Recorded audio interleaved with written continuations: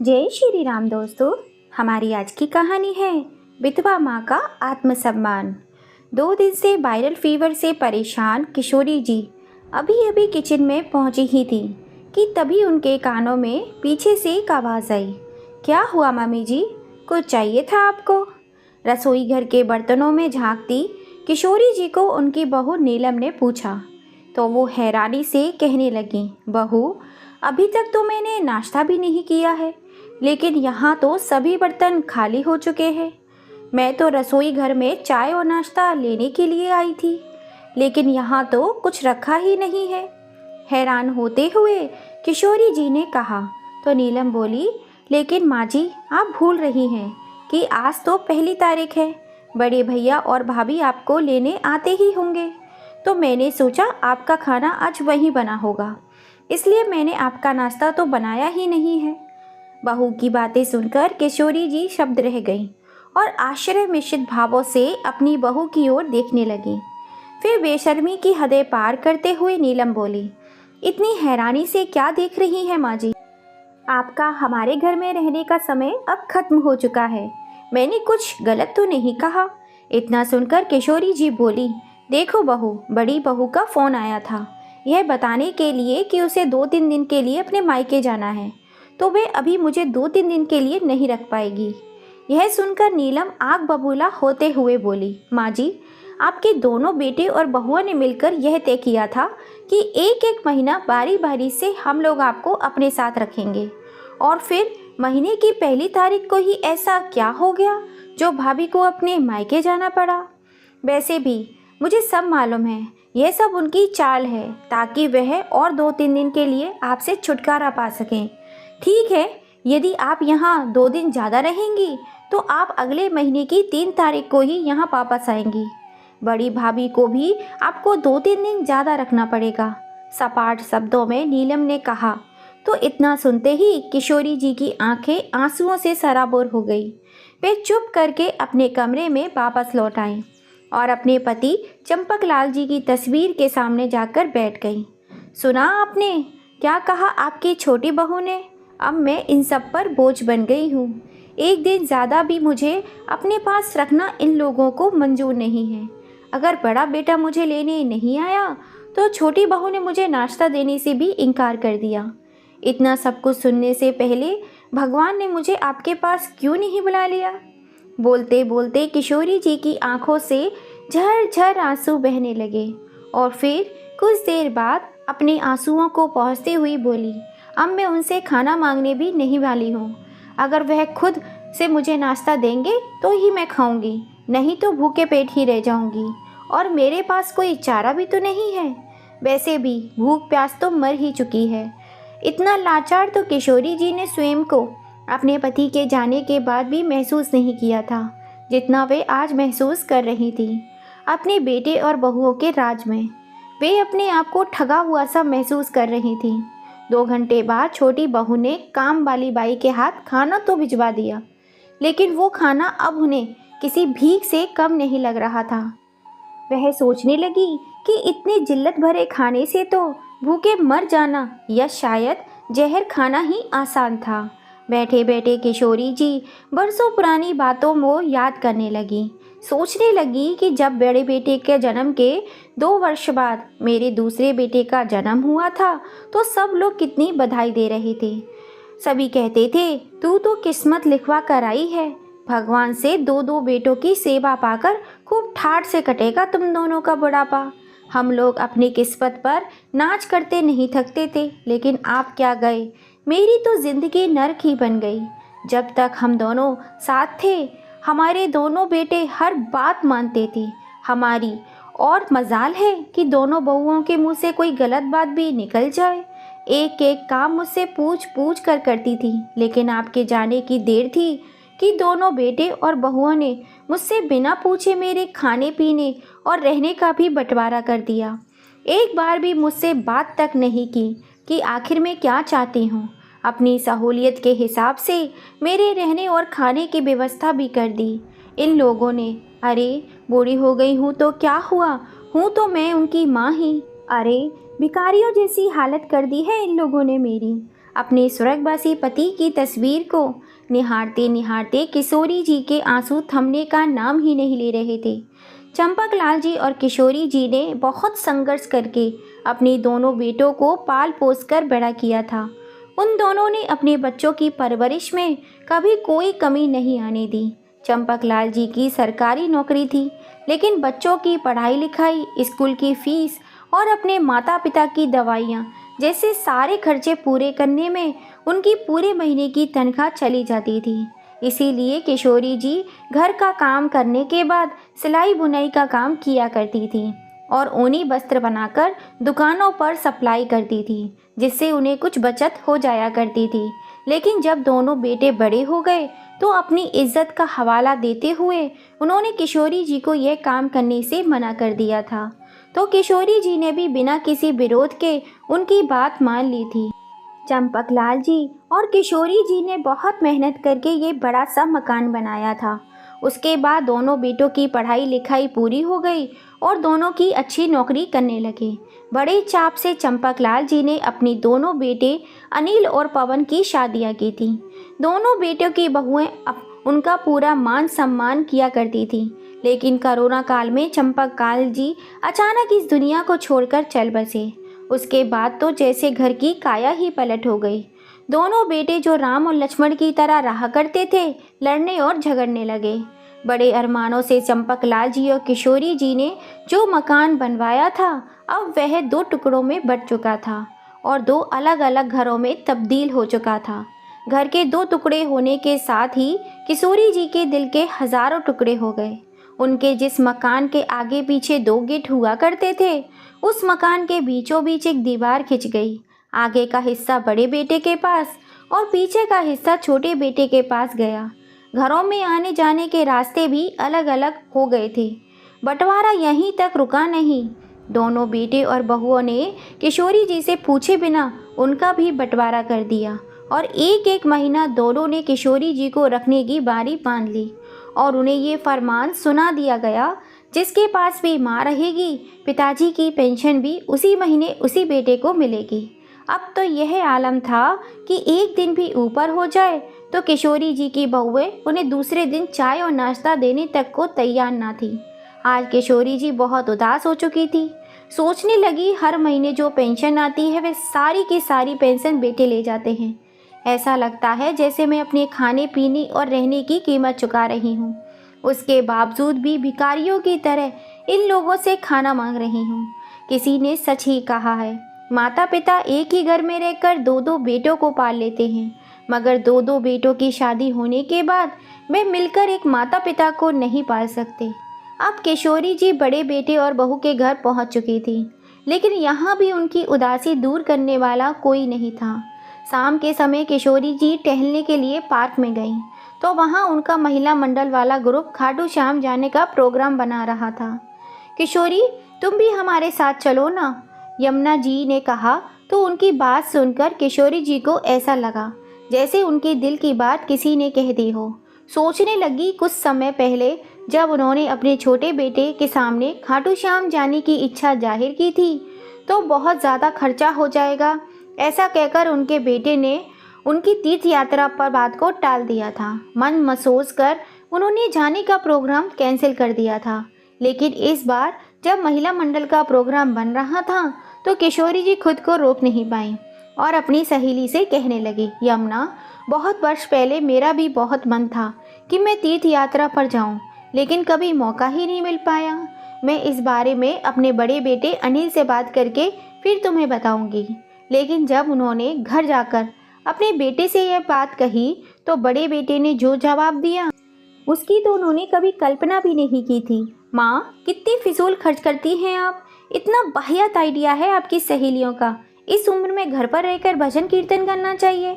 भगवान तो कण कण में व्याप्त है, फिर जगह जगह उन्हें ढूंढने जाने की क्या ज़रूरत है। किशोरी जी समझ नहीं पा रही थी कि उनके बेटे ने इस तरह का जवाब उन्हें कैसे दे दिया और सोचने लगी, यही अनिल होता था जो आए दिन कुछ न कुछ बहाना करके उनसे पैसे मांगता रहता था। लेकिन सब कुछ जानते समझते हुए भी उन्होंने कभी कोई रोक टोक अपने बेटों पर नहीं लगाई थी। और आज जब उन्होंने उनसे कुछ पैसे मांगने चाहे तो बिना मतलब के बहाने बना रहे थे। अनिल की बात का किशोरी जी ने कोई जवाब नहीं दिया और चुप करके वहाँ से चली गई। अगले दिन सुबह जब किशोरी जी मंदिर गईं तो उनकी सहेली यमुना भी मंदिर आई हुई थी। किशोरी जी को देखकर बोली, अरे किशोरी, तू चल रही है ना हम सबके साथ खाटू श्याम की यात्रा पर। इस पर किशोरी जी थोड़ा सक पका गई, फिर अपनी उदासी को छुपाते हुए भींगी सी मुस्कान के साथ कहने लगी, अरे नहीं यमुना, इस बार कुछ ज़रूरी काम आ गया है और फिर बेटे और बहू का भी कहीं घूमने जाने का प्रोग्राम है, तो मैं नहीं जा पाऊंगी। अगली बार पक्का चलूंगी। अरे किशोरी, तेरा तो हर बार का कोई ना कोई बहाना रहता ही है। कभी बेटे बहू ने कहीं जाना है तो कभी मेहमानों को आना है। साफ साफ क्यों नहीं बता देती कि हमारे साथ घूमना तुझे पसंद नहीं है। अपनी सहेली की यह बात सुनकर किशोरी जी उदास हो गईं और ना चाहते हुए भी उन्होंने अपनी मजबूरी कह सुनाई। फिर उदास भाव से बोली, सारी सहेलियां सोचती हैं कि मैं बहाने मारती हूँ, सबके साथ जाना नहीं चाहती हूँ। अब उन्हें कौन समझाए कि मेरा भी मन होता है, मेरी भी इच्छाएं हैं। अब तो मैं यह सोचती हूँ, क्या इस जन्म में मेरी ये ख्वाहिशें पूरी भी हो पाएंगी या नहीं। यमुना, तुम बड़ी ही खुशनसीब हो जो तुम्हारा बेटा तुम्हें तीर्थ यात्रा जाने के लिए पैसे देता है। मैं तो अपने बेटे से किसी चीज़ के लिए भी पैसे मांगूं तो उल्टा मुझे दो बातें ही सुना देते हैं। अब तो अपने बेटियों के सामने कोई इच्छा जाहिर करते हुए भी ऐसा लगता है जैसे मैं कोई भीख मांग रही हूँ। किशोरी जी, बेटे बहू के मामले में मेरा नसीब भी तुम्हारी तरह ही है। पहले मुझे भी छोटे छोटे खर्चों के लिए बहू बेटों पर निर्भर रहना पड़ता था, लेकिन फिर मुझे लगने लगा जब तक मैं अपनी जिम्मेदारियों को उठा सकती हूँ, मैं अपने बेटों पर क्यों निर्भर रहूँ। अपनी ख्वाहिशों के लिए उनसे भीख क्यों मांगूँ। और आज देखो, मैं अपनी मर्जी की मालिक हूँ। अपनी सहेली की बात सुनकर किशोरी जी बोली, लेकिन तू कहीं नौकरी तो करती नहीं है। इस पर यमुना ने हंसते हुए कहा, अरे नहीं बाबा, मेरा खाने बनाने का शौक ही मेरे लिए वरदान साबित हुआ। मैंने तो केवल अपने हुनर को पहचान दी है। जब मैंने मोबाइल पर यूट्यूब चलाना सीखा तो मैंने देखा मेरी जैसी कितनी बुजुर्ग औरतें अपना यूट्यूब और फेसबुक चैनल चला रही हैं और अपने पैरों पर खड़ी हुई हैं। उन्हें देखकर मुझे बहुत प्रेरणा मिली। मैं तो अपने पोते की मदद से एक यूट्यूब चैनल खोला और आज मैं आत्मनिर्भर हूँ।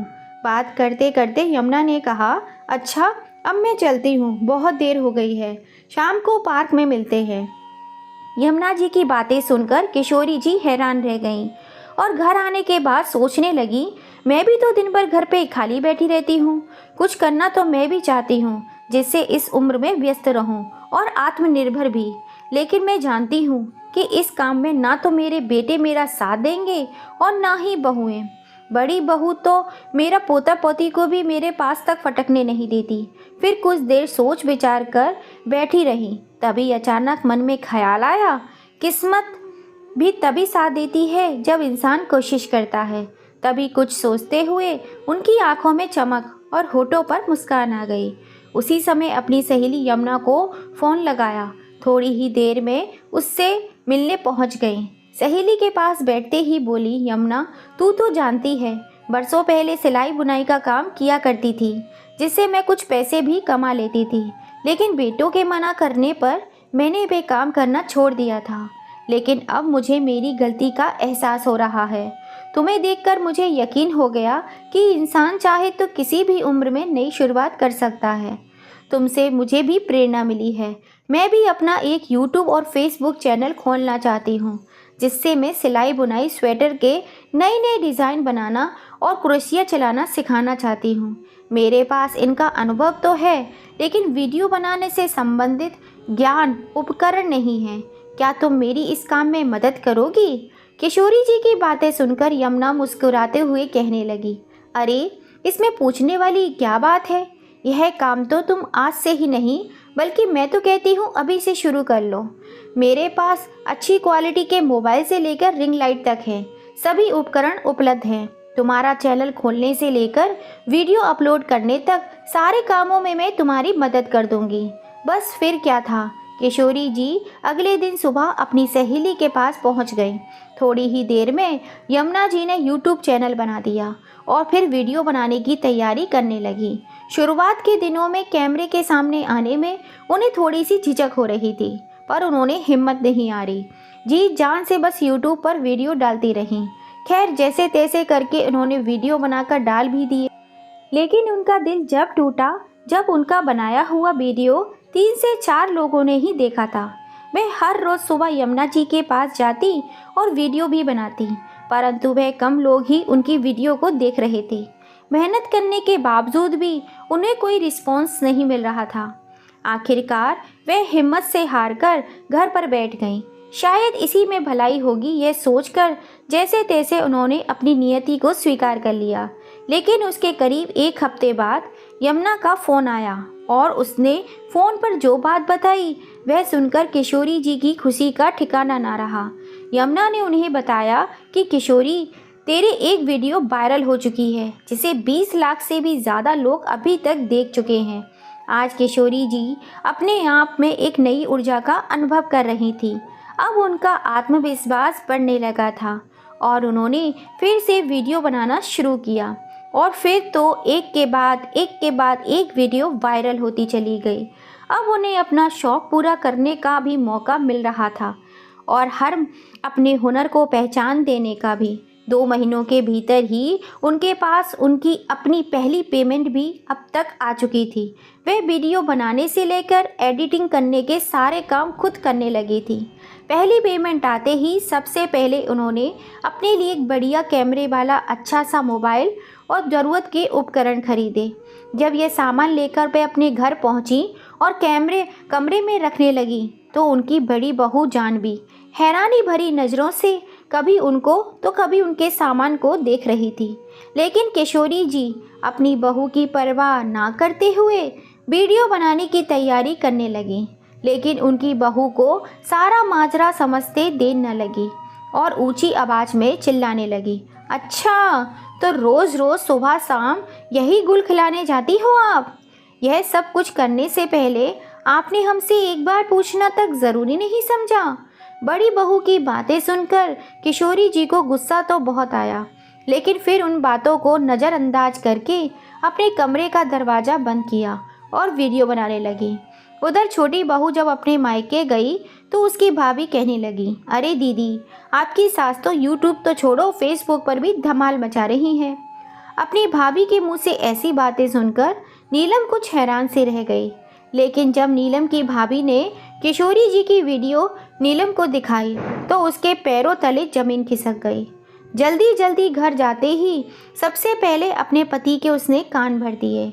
आज किशोरी जी बहुत खुश थी क्योंकि आज उन्होंने पहली बार अकेले वीडियो बनाई थी। लेकिन वीडियो का काम निपटाने के बाद जैसे ही उन्होंने अपने कमरे का दरवाज़ा खोला तो सामने उनके बेटे और बहुएं उनकी क्लास लेने को तैयार खड़े थे और उन्हें देखते ही उन पर बरस पड़े। माँ, यह क्या तमाशा लगा रखा है तुमने? क्या हमने कोई कमी छोड़ी थी? क्या तुम्हारी बहुएं तुम्हें खाना नहीं देती थी? इस उम्र में तुम्हें घर बैठकर भजन कीर्तन करना चाहिए और अब तुम यह सब करने चली हो। अपने छोटे बेटे की बातें सुनकर किशोरी जी कहने लगी, बेटा, यह सब काम मैं अपने शौक़ से कर रही हूँ। तुम तो जानते ही हो सिलाई बुनाई करना मेरा बरसों पुराना शौक़ था और अब मुझे इस शौक़ को पहचान देने का मौका मिल रहा है, तो इसमें गलत ही क्या है? किशोरी जी की बात सुनकर बड़ी बहू कहने लगी, मुझे तो समझ नहीं आता कि पिताजी के जाने के बाद अब आप ये तमाशा क्यों करने चली हैं? पूरे मोहल्ले में नाक कटवा कर रख दी आपने हमारी। बड़ी बहू की यह बात कहने पर की देर थी कि किशोरी जी के बड़े बेटे ने उन्हें फरमान सुना दिया, माँ, अगर अब ये तमाशा करना है तो कहीं और जाकर करो, हमारे घर में रहते हुए यह सब करने की कोई ज़रूरत नहीं है। किशोरी जी जो काफ़ी देर से अपने बेटे और बहुओं की बातें सुनती जा रही थी, यह देखकर हैरान थी। जिन बहुओं की आपस में कभी बनती ही नहीं थी, जो एक दूसरे का चेहरा देखने को भी तैयार नहीं थी, आज अपनी सास के खिलाफ एकजुट होकर खड़ी थी।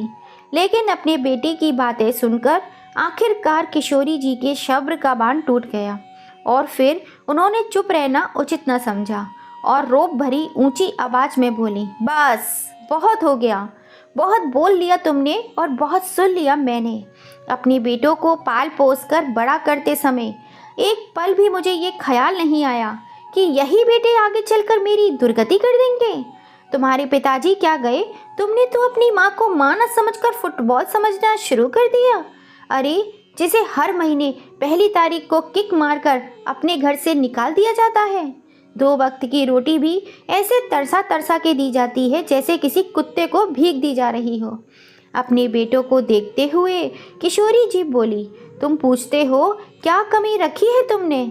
जिसके पास मैं रहती हूँ वहाँ सारी पेंशन देती हूँ, लेकिन एक तीर्थ यात्रा पर जाने के लिए तुमसे कुछ पैसे क्या मांग लिए? तुमने साफ साफ मना कर दिया और ऊपर से 4 बातें मुझे और सुना डाली, वो अलग। वाह बेटा वाह, यह तो तुमने अच्छा सिला दिया मेरी ममता का। अच्छा हुआ कि तुम्हारे बाबूजी इस दुनिया में नहीं हैं तुम्हारा ये रूप देखने के लिए। मैं पूछती हूँ कि बूढ़ी हो गई हूँ तो क्या मेरी ख्वाहिशें ख़त्म हो चुकी हैं? क्या मेरा दिल नहीं करता बाहर निकलने को? लेकिन बेटा, अगर देखा जाए तो कसूर मेरा ही है। जब तुमने मकान के 2 हिस्से किए थे, मुझे उस समय ही चुप नहीं रहना चाहिए था। इस पूरे मकान के 6 कमरे थे, जिसके तुमने 3-3 कमरों के 2 हिस्से कर दिए। मेरे अपने मकान में मेरे लिए कोई जगह नहीं छोड़ी। लेकिन आज मैं इस गलती को सुधारना चाहती हूँ। अब इस मकान के 3 हिस्से होंगे। यह सुनकर बेटे और बहुओं की भौहें तन गईं। उनका छोटा बेटा आश्चर्य से बोला, माँ, कुछ सोच समझ कर तो बोला कीजिए। तीसरे हिस्से की क्या मतलब? किशोरी जी बोली, तीसरा हिस्सा मेरा होगा। अब से मुझे 2 कमरे अलग से चाहिए। एक कमरा मेरे रहने के लिए, दूसरा कमरा वीडियो बनाने के लिए, और हाँ, अब से मुझे रसोई घर भी अलग से चाहिए, जहाँ मैं अपने लिए खाना बनाने वाली बाई रखूँगी। तुम लोग मुझे एक दिन भी ऊपर नहीं रख सकते। 1 तारीख हो जाए तो तुमसे अगले दिन का नाश्ता चाय भी नहीं दिया जाता। लेकिन अब बहुत हुआ। अब यहाँ माँ 2 हिस्सों में नहीं बटेगी। अब मैं आत्मनिर्भर हूँ और अपनी जिम्मेदारियाँ खुद उठा सकती हूँ। किशोरी जी की बातें सुनकर दोनों बहुएं अपने अपने पति पर चिल्लाने लगी। इस मकान के 3 हिस्से हरगिज नहीं होंगे। हमसे सिर्फ 2 कमरों में गुजारा नहीं हो पाएगा। इससे पहले कि दोनों बेटे कुछ बोलते, किशोरी जी ने कहा, शुक्र मनाओ कि मैं तुमसे मकान का किराया नहीं मांग रही हूँ।